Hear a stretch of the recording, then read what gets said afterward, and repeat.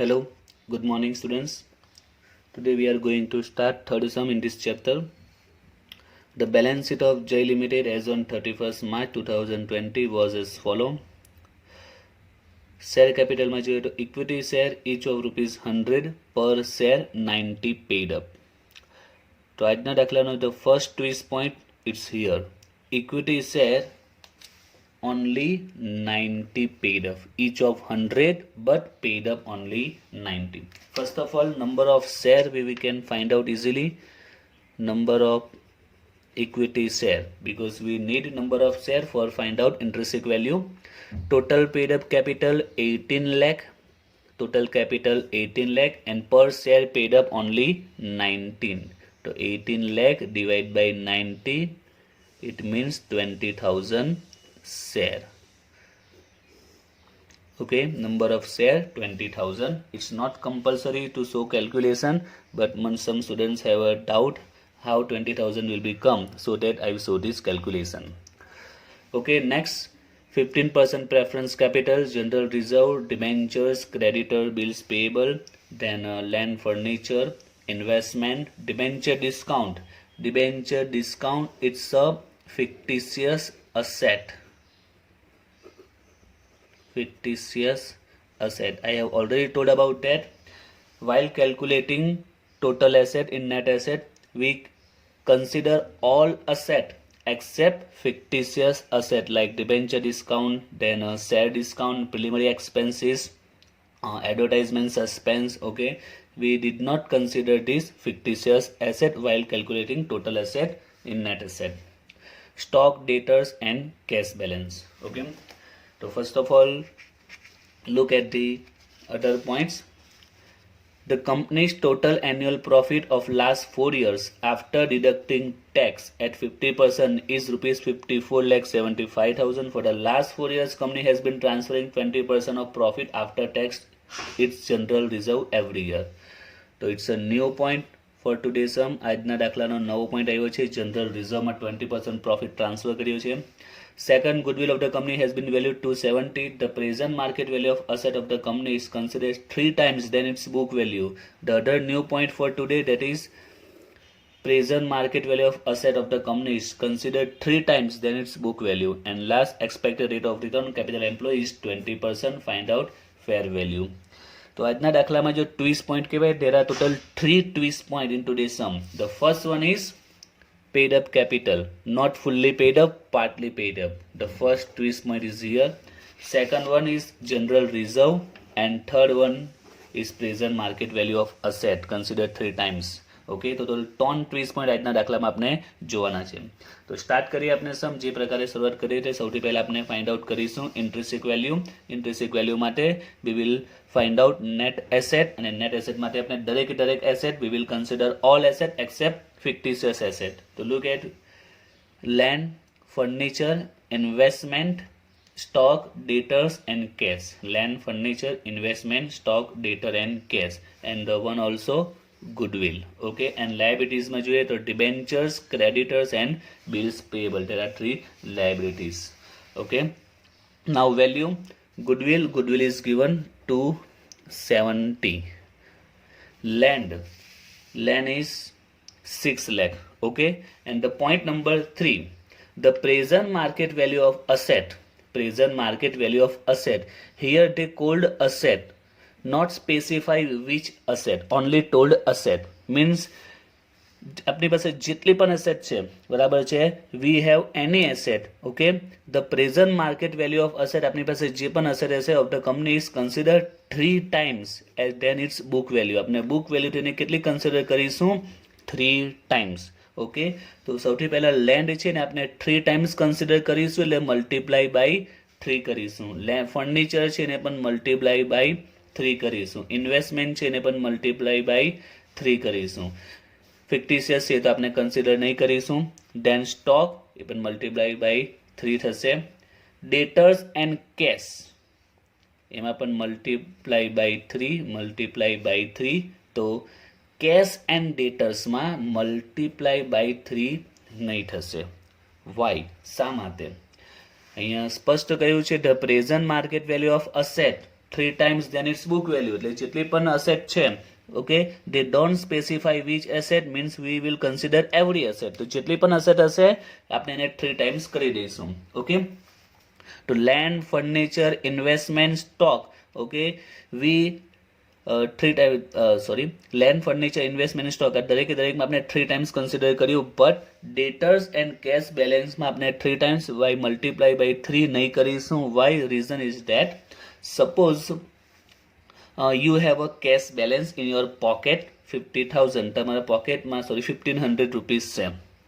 after 1 year શું તેના 3 times 4 times થઈ જશે? no. તમારી પાસે કેશ છે, you have a cash amount 1500 in your pocket. after 1 year it will double or triple? no, not possible. તો અહીંયા એ જ પોઈન્ટ છે કે અહીંયા જે પોઈન્ટ આપેલો છે આ યરલી ટ્રાન્ઝેક્શન છે. જો એક પોઈન્ટ અહીંયા સમજો, બેલેન્સ શીટ આપેલું છે 31st March 2020 નું બેલેન્સ શીટ છે. Okay, balance sheet was given on 31st March 2020 and this adjustment happened within a year. Okay, કે 1 યરમાં આ રીતના ચેન્જીસ આવ્યા છે. within a 1 year લેન્ડની વેલ્યુ 2 times પણ થઈ શકે, 3 times પણ પોસિબલ છે. ફર્નિચરની પણ પોસિબલ છે. ઇન્વેસ્ટમેન્ટ આપણે કોઈક શેરમાં ઇન્વેસ્ટ કર્યા હોય તો એની value in a 1 year, within a 1 year એ 3 times 2 times 4 times પોસિબલ છે. સ્ટોક, આપણી પાસે જે સ્ટોક હશે એની વેલ્યુ પણ 2 times 3 times પોસિબલ છે. બટ આપણી પાસે જે કેશ અમાઉન્ટ હશે, ઓકે, આપણા ઘરમાં જે કેશ હશે શું એ 1 યરમાં 2 times 3 times થઈ જશે એની વેલ્યુ? નો.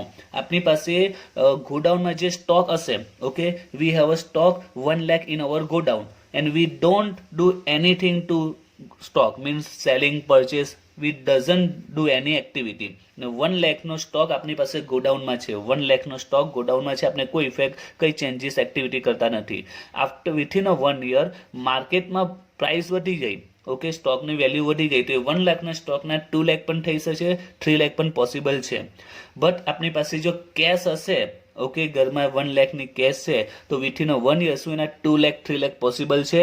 Not possible. એટલે કે આ પોઈન્ટ યાદ રાખજો, જ્યારે દાખલામાં આ રીતનો પોઈન્ટ એડજસ્ટમેન્ટ જોવા મળે કે અસેટની વેલ્યુ 2 times કે 3 times કે 4 times થઈ ગઈ, તેની ઇફેક્ટ દરેક અસેટ પર આવશે. Okay, we will give effect its on every asset except cash પર નહીં આવશે, બેંક બેલેન્સ પર નહીં આવે, ડેટર્સ પર નહીં આવશે, બીકોઝ ડેટર્સ પાસે આપણે પૈસા લેવાના હોય. ઓકે, સપોઝ કે અજય નામનો ડેટર્સ છે, એની પાસે આપણે 1 lakh લેવાના છે. અજય નામનો ડેટર્સ છે, એની પાસે 1 lakh લેવાના છે.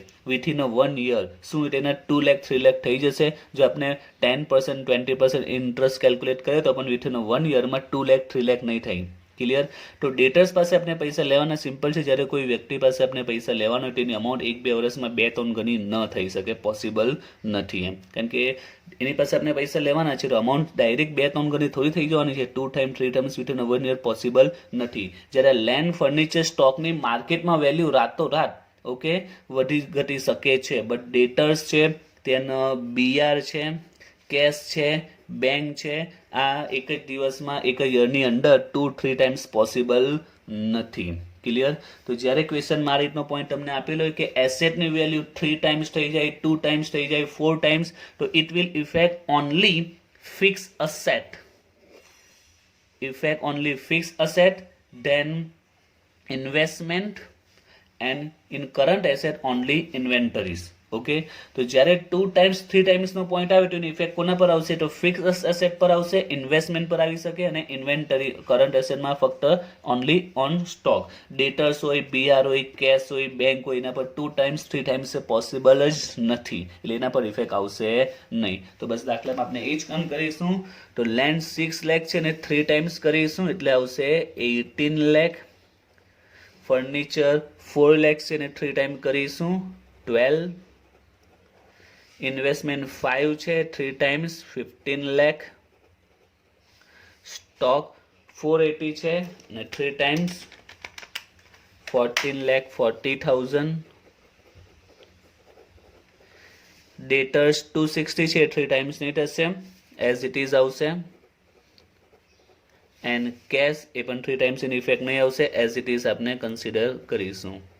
એન્ડ લાયબિલિટીઝમાં તો મોટા ભાગે કોઈ ઇસ્યુ આવતા નથી, એઝ ઇટ ઇઝ આપણે લઈ લઈશું 190, 3 lakh 60. 190, 3,60,000. Okay, to 17, 18, 12, 15, 14, 15 to 60, 180, 66,50,000, 61 lakh, and then we will deduct it preference capital from it. Preference capital 1 lakh. 1 lakh preference capital, final amount 60 lakh. Okay, so we will get net asset about amount 60 lakh. 60 lakh ની આપણે net asset મળી ગઈ. Then we can find out easily intrinsic value. But question માં મેં સ્ટાર્ટિંગમાં તમને કહ્યું there are 3 twist point. Okay, the first one is equity share, second is present market value, we have solved this. Then GR general reserve માં transfer કરી amount છે. તો અહીંયા જે twist point છે, next કેલ્ક્યુલેશન આપણે અહીંયા ફિનિશ કરીએ એ પહેલા આપણે આ એક પોઈન્ટને કન્સિડર કરીશું, એને સમજવાનો છે. જો ઇક્વિટી શેર ઇચ ઓફ ₹100 પર શેર 19 પેડ અપ, તો એની ઇફેક્ટ ઇન્ટ્રેન્સિક વેલ્યુ પર આવશે. When if any share partly paid up, it's affected on intrinsic value. Okay, જ્યારે પણ કોઈ equity share partly paid up હશે તો એની ઇફેક્ટ ઇન્ટ્રેન્સિક વેલ્યુ પર આવશે. કઈ રીતે આવશે તેના માટે તમારે નોટ્સ યાદ રાખવાની છે. When equity share is partly paid up share. Okay, remember this note. When equity share is partly paid up share. જ્યારે equity share partly paid up હોય એટલે કે fully paid ન હોય, જેમ કે આ દાખલામાં આવ્યું છે only 90 paid up. ઓકે, તો શું ઇફેક્ટ આવશે તે જોઈએ. When any equity share is partly paid up, make them fully paid up. તો પહેલું સ્ટેપ શું છે, એને ફુલ્લી પેડ અપ આપણે કરવા પડશે. It means we have to call final call amount. તો આપણે જે ફાઇનલ કોલ છે એ આપણે મંગાવવો પડશે. ઓકે, તો આ દાખલામાં આપણે ચેક કરીએ ઇક્વિટી શેરની વેલ્યુ કેટલી છે. એની ફેસ વેલ્યુની જો વાત કરીએ તો ફેસ વેલ્યુ છે 100 એન્ડ પેડ અપ છે 90. It means final call amount કેટલી હશે, એ આવશે 10 રૂપીસ. જે ફાઇનલ કોલની અમાઉન્ટ છે 10 રૂપીસ. ફેસ વેલ્યુ 100 છે, ઓનલી 90 પેડ અપ, મીન્સ હજી જે આપણો ફાઇનલ કોલ બાકી છે તે કેટલો છે 10 રૂપીસનો. તો જ્યારે ક્વેશ્ચનમાં any equity share is partly paid up, first of all make them fully paid up. જો equity share partly paid up હોય તો એને પહેલાં તો ફુલ્લી પેડ અપ બનાવી દો. ઓકે, તો ફુલ્લી પેડ અપ બનાવવા માટે એટલે શું કરીશું, it means we have to call final call amount. આપણે જે ફાઇનલ કોલ છે અમાઉન્ટ મંગાવી છે, ફાઇનલ કોલ કેટલો બાકી રહેશે 10 રૂપીસનો. We call this amount. Okay, 10 rupees. Actual we didn't get any final call amount, just we assume it. હવે એકચ્યુઅલમાં આપણે ફાઇનલ કોલના 10 રૂપીસ ઓકે કોલ મેડ કરવાનો નથી, બીકોઝ આપણે જસ્ટ અઝ્યુમ કરવાનું છે. બીકોઝ એક પોઈન્ટ છે ઇક્વિટી શેર 90 પેડ અપ છે. In future after 1 year, after 2 year, equity share holder paid its final call 10 rupees. બરાબર છે. 1 કે 2 વર્ષ પછી after 1 year, 2 year, equity share holder paid up their final call 10 rupees. 1 કે 2 વર્ષ પછી 10 રૂપીસ એમને પે કરવાના આવશે જ, એ કમ્પલસરી છે. બટ અત્યારે નેટ એસેટની કેલ્ક્યુલેશન માટે આપણે એક અઝ્યુમ કરીશું that they have paid that final call amount. એકચ્યુઅલમાં કોઈ અમાઉન્ટ આપણે રિસીવ નહીં થતી, but we assume that they have pay their final call amount. Okay, actually we didn't get any final call amount, just we assume. Okay, આપણે assume કરીશું કે એમને final call pay કરી દીધી છે. હવે એની ઇફેક્ટ શું આવશે તે સમજો. પહેલી effect, add total final call amount in net asset. Net asset પર સૌથી પહેલી ઇફેક્ટ આવશે. પહેલી ઇફેક્ટ એના પર આવશે નેટ એસેટમાં. સૌથી પહેલી ઇફેક્ટ આવશે નેટ એસેટમાં. શું ઇફેક્ટ આવશે, add total final call amount. Total final call amount કેટલી કહેવાય, ટોટલ ફાઇનલ કોલ અમાઉન્ટ કેટલી આવશે, તો ફાઇનલ કોલ અમાઉન્ટ પર શેર 10 છે, ટોટલ શેર 20 છે, તો 20,000 શેર ઇન્ટુ 10 એટલે કે 2 lakh.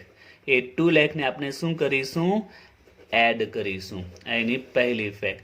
And the second effect, after find out intrinsic value. Intrinsic value find out કર્યા પછી deducted per share final call amount. Deducted per, deduct કરીશું per share final call amount from intrinsic value. Okay, તો પર બીજી effect આવશે ઇન્ટ્રિન્સિક value પર.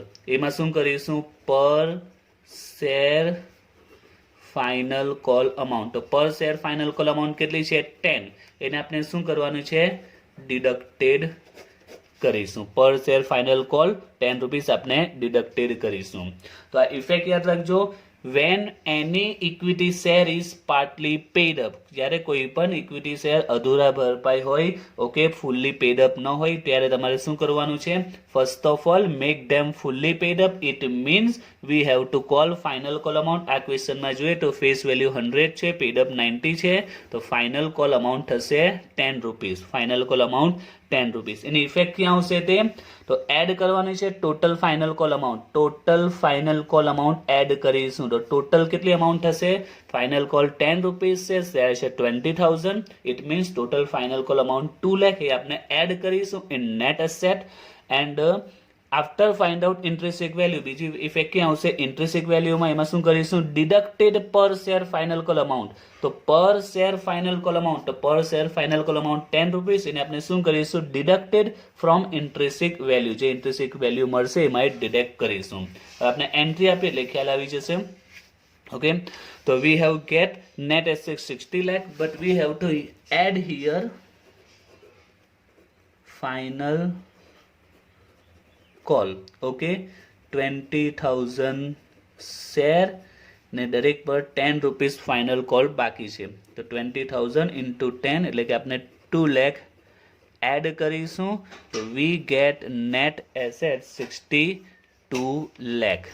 Okay, then intrinsic વેલ્યુની વાત કરીએ તો એમાં નેટ એસેટ છે 62 lakh. We got net asset 62 lakh divided by number of equity share, that is 20,000. Divide કરીશું તો we get amount 310. તો ફર્સ્ટ ઇફેક્ટ આપણે આપી દીધી. ફાઇનલ કોલ અમાઉન્ટ છે તે નેટ એસેટમાં આપણે એડ કરીશું. નેટ એસેટમાં એડ કરીશું, કઈ અમાઉન્ટ લઈશું? Total amount. Okay, final call 10 rupees, તો શેર 20,000 એટલે ટોટલ 2 લાખ એમાં એડ કરીશું. ધેન ઇન્ટ્રિન્સિક વેલ્યુ ફાઇન્ડ આઉટ થઈ ગઈ છે. ઇન્ટ્રિન્સિક વેલ્યુમાં શું ઇફેક્ટ આવશે? તો ઇન્ટ્રિન્સિક વેલ્યુમાંથી આપણે deducted per share final call amount from intrinsic value. Intrinsic વેલ્યુમાંથી પર શેર જે અમાઉન્ટ છે તે પર શેર ફાઇનલ કોલ કેટલા છે? 10 રૂપીસ છે. એ 10 રૂપીસ અહીંયા આપણે એડ કરીશું, ડિડક્ટ કરીશું. પર શેર જે ફાઇનલ કોલ છે તે અમાઉન્ટ પર શેર એડ માઇનસ કરીશું, ડિડક્ટ કરીશું. So we get final answer of intrinsic value, that is 300. Okay, so remember this point. When any equity share is partly paid up, simple હવે યાદ રાખવાનું છે. any equity share is partly paid up, તો એની effect ક્યાં આવશે? એક net asset અને એક ઇન્ટ્રિન્સિક વેલ્યુ પર. નેટ એસેટ ઇન્ટ્રિન્સિક વેલ્યુ પર, માર્કેટ પર એની કોઈ ઇફેક્ટ આવતી નથી. ઓકે, ઇફેક્ટ કોના પર આવશે? ઇન્ટ્રિન્સિક વેલ્યુમાં, નેટ એસેટ અને ઇન્ટ્રિન્સિક વેલ્યુમાં. નેટ એસેટમાં શું કરીશું? એડ કરી દઈશું total final call amount. Okay, net એસેટમાં એડ કરીશું total final call amount. And intrinsic વેલ્યુમાંથી જે per share final call amount છે એને આપણે ડિડક્ટ કરીશું. ઓકે, તો બે જગ્યા પર એની ઇફેક્ટ આવશે. માર્કેટ વેલ્યુ પર કે ફેર વેલ્યુ પર એની કોઈ ઇફેક્ટ આવતી નથી. Okay, now let's start market value. તો માર્કેટ વેલ્યુ પર ઇક્વિટી શેર રીતના પાર્ટલી પેડ અપ હશે તેનું કોઈ ઇફેક્ટ આવશે નહીં. માર્કેટ વેલ્યુ સ્ટાર્ટ કરીએ તો માર્કેટ વેલ્યુ માટે આપણે સૌથી પહેલાં ફાઇન્ડ આઉટ શું કરીશું? એવરેજ નેટ પ્રોફિટ આપણે જોઈશું. ક્વેશ્ચનમાં આપણે જોઈએ તો પ્રોફિટ આપેલો છે the companies total annual profit of last 4 years. તો જો ધ્યાનથી વાંચજો, શું લખ્યું છે? Companies total. ઓકે, લાસ્ટ વિડીયોમાં આ પોઈન્ટ સમજાવ્યો હતો. પ્રોફિટ આપેલો છે બટ કયો? Total profit is given. Total annual profit is given last 4 years after tax. Okay, so profit after tax already given. Okay, profit is given after tax, but it's a total profit for last year. Total profit of last 4 years. Total profit of last 4 years છે. તો સૌથી પહેલા આપણે એને average કરવો પડશે, right? તો average profit કઈ રીતે ફાઇન્ડ આઉટ કરીશું? તો ટોટલ છે 54,75,000 ડિવાઈડ બાય 4 years કરીશું એટલે એવરેજ પ્રોફિટ આપણે મળી જશે. તો 54,75,000 divided by 4 years, we get average profit 13,68,750. It's a average profit after tax because total profit is also after tax amount. So we get average net profit also after tax. Total profit after tax નું છે તો average profit after tax નું જ આવશે. હવે profit after tax it means we have deducted only preference dividend. Clear? After tax profit છે તો it means we have to deduct it only preference dividend, but before deducted preference dividend there is another point as given. For the last 4 years company has been transferring 20% of the profit after taxes to general reserve. તો simple છે, ક્વેશ્ચનમાં કહ્યું છે company શું કરે છે કે 20% of the profit after tax, એટલે કે after taxes જે profit હશે એના 20% general reserve માં ટ્રાન્સફર કરે છે. Okay, company has a policy to transfer 20% of profit after tax to general reserve. Okay, તો we will transfer it. Okay, કેટલી અમાઉન્ટ છે 20%, અને 20% કઈ અમાઉન્ટના કરીશું? of the profit after tax જે profit હશે એના 20%, after taxes જે profit આવશે એના 20%. તો we have a net profit after tax already. તો after tax profit જ છે તો આપણે એના 20% કરીશું, 20% એ general reserve માં ટ્રાન્સફર કરીશું. અને કોમન છે, if we transfer amount in general reserve it will be deducted from profit because profit become less. કારણ કે અમાઉન્ટ આપણે જીઆરમાં ટ્રાન્સફર કરીએ છીએ એટલે માઇનસ થશે અમાઉન્ટ, એટલે આપણે પ્રોફિટ આવશે 10,95,000. ઓકે, તો ક્વેશ્ચનમાં આપેલું હતું કે જનરલ રિઝર્વમાં ટ્રાન્સફર કરવાનું, તો આપણે જનરલ રિઝર્વમાં ટ્રાન્સફર કરી દીધું. હવે આપણે જે મેન સ્ટેપ છે આફ્ટર ટેક્સ છે, સો we will deducted preference dividend after tax profit given, it means we have to deducted preference dividend, so we will deducted preference dividend. Preference capital 1 lakh has been given and 15% rate of dividend, that is 15,000. okay, 1 lakh preference capital, rate of dividend 15%, 15,000, and we got final net profit 10,18,000. Next step, rate of dividend formula. Rate of dividend, that is average net profit divided by paid up equity share capital. Average net profit 10,80,000 and paid up equity share capital, it's 18 lakh. Paid up equity share capital 18 lakh. 1080 divided by 80 lakh into 100, answer will be 60%. And then market value formula, rate of dividend divided by expected rate of return into paid up value per share. Remember this, paid up value per share. So rate of dividend we get 60, expected rate of return given 20, and paid up value per share 90. Paid up value per share 90. Rate of dividend we find out 60, expected rate of return 20% is given, and paid up value per share is 90, and so that we get market value 270. Clear? And the last step, fair value. So intrinsic plus market divided by 2, intrinsic 300, market 270 divided by 2, answer will be 285. okay, so today we learned 3 different points. The first of all, when equity share is partly paid up, તો શોર્ટમાં યાદ રાખજો એની effect ક્યાં આવશે? only on intrinsic value, total final call amount add in net asset, and per share final call amount deducted from intrinsic value, shortમાં. And then second point, the present market value asset of the company 3 times છે, so we will 3 times every asset except debtors, BR, cash balance and bank balance. okay, and last point, general reserve માં transfer કરવાનું કીધું છે, તો simple જ છે, we will transfer 20% profit to general reserve so that profit will be down, profit એટલો less થશે. okay.